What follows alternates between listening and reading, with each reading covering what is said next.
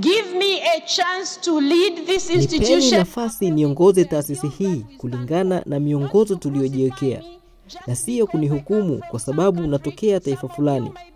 Wengine wenu wanaweza kufikiri bado tunatawaliwa kifikra. Hapana.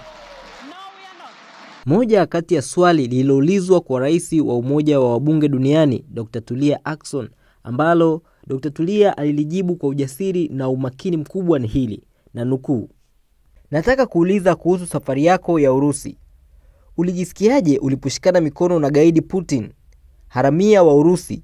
Nani hasa aliyekupa ruhusa kuiwakilisha IPU, na faida gani ilileta kwenye demokrasia kama sio kwa propaganda za Urusi?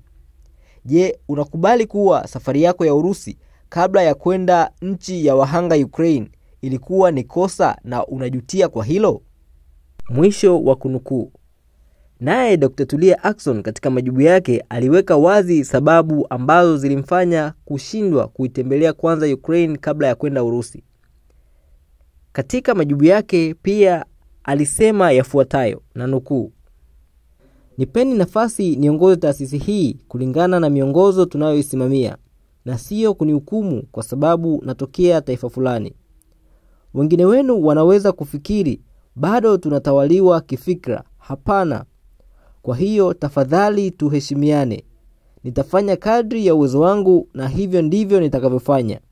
Hivyo ndivyo kujituma kwangu kwenu, na nitaendelea kufanya hivyo. Asanteni. Yes, Lithuania, member of delegation Semeshka. Madam President, I would like to ask you about your last trip to Russia. What did you feel when shaking hands with the war criminal Putin from a terrorist regime in Russia? What especially mandated you, who especially mandated you to represent the IPU, and what benefit did this visit bring to democracy and not to Russian propaganda? Do you agree that your visit to Russia before visiting victim country Ukraine was a mistake, and do you regret it? Thank you. A concern was raised by Iraq in respect of the report that I've just given you, and Iraq was questioning why did I visit Russia in the context of the war in Ukraine and not Gaza. I would like to inform my colleague that you might note that in November last year, I visited Palestine and I visited Israel and I met the leaders. And that was my first visit after becoming president in October. So it's not like I have ignored what is happening in the Middle East, what is happening in Lebanon, what is happening in Gaza, and what happened in Israel. So I treat all the conflicts the same way. And you might also want to note the conflicts that we are talking about in the Middle East, the war that we are talking about in Ukraine, they are not the only conflicts that IPU is looking at. We are concerned about what is happening in Yemen. We are concerned about what is happening in Syria. We are concerned about what is happening in Sudan.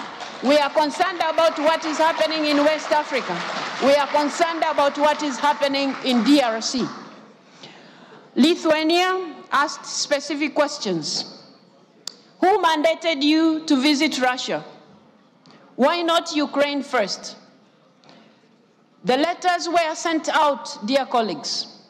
The letters were sent very explicitly. They explained, and if you need copies of those letters because they are not secrets, you can always have copies. Letters were sent to our counterparts in Ukraine. Letters were sent to our counterparts in Russia. My visit was to begin with Ukraine. Ukraine responded the dates that we were ready to visit them. Mr. Zelensky and Mr. Speaker would be in New York for the NATO meeting.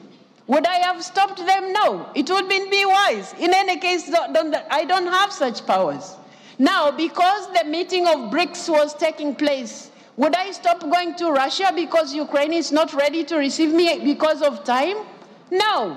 Why? Because IPU stands for dialogue. IPU is talking about parliamentary diplomacy. And it is in that context that I did all that I did. And I thought I would be given a little credit for all the efforts that I've done, not to be crucified for things that I have not. You're asking here, who mandated me? Who mandated the former president who came from the 12 plus to visit Kiev? Who mandated him? Please, I think we have to reach a point where I have explained myself several times to you 12 plus, to everybody else who cared to understand. If you have a feeling like I went to Russia without going to Ukraine first, I have told you several times, letters were sent out. I wouldn't turn out my visit to Russia because I'm unable to reach Ukraine. You didn't ask me similar questions when I visited Israel, did you? You didn't ask me similar questions when I visited Palestine, did you? You're not going to ask me similar questions when I visit Sudan. You're not going to ask me similar questions when I visit other places. I think, colleagues, let's have trust. You have elected a president who is supposed to deliver to her mandate. You have elected a president who is supposed to deliver to her mandate, and I think you are dealing with me unjustifiably, which is not fair to anybody.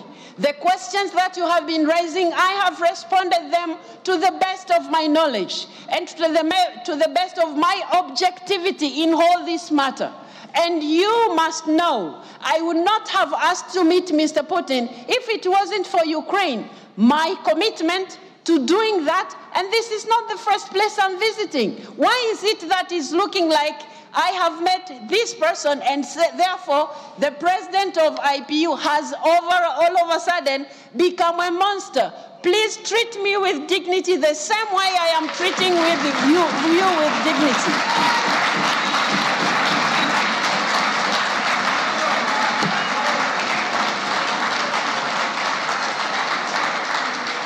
I will at all times advance parliamentary diplomacy.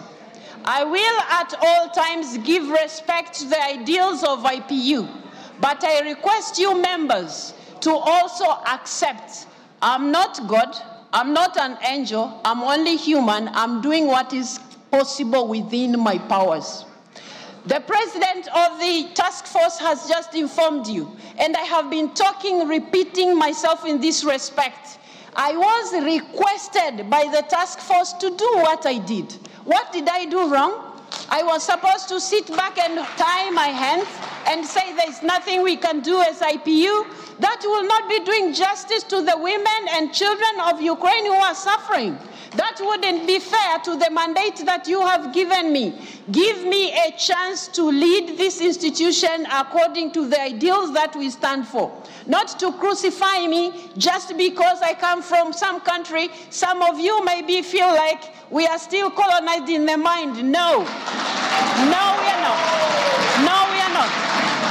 So please, let's respect each other. I'm doing the best that I can, and that is exactly what I'll do. That is my commitment to you. I will keep doing that. Thank you very much.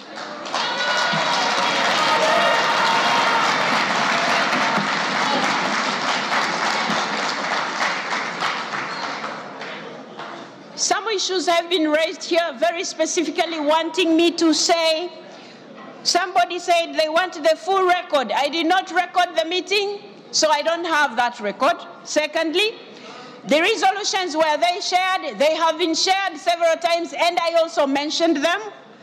Kidnapped children that are in Russia, that is an important issue to IPU. We have been working together with the task force, and we will keep working together to make sure children are returned to Ukraine. You have talked about written requests. I have responded to every request that comes to me. The good thing is when they come to me, they go to the Secretary General as well. There is no secret about this thing. If anybody wants more information, we have a whole file of all the communications. On the other hand, I have been asked here, Denmark asked me why I visited Russia while I haven't visited Ukraine. I have already expressed what actually happened. I believe, dear colleagues, this explanation puts at rest this matter so that you let me lead the institution you entrusted me to.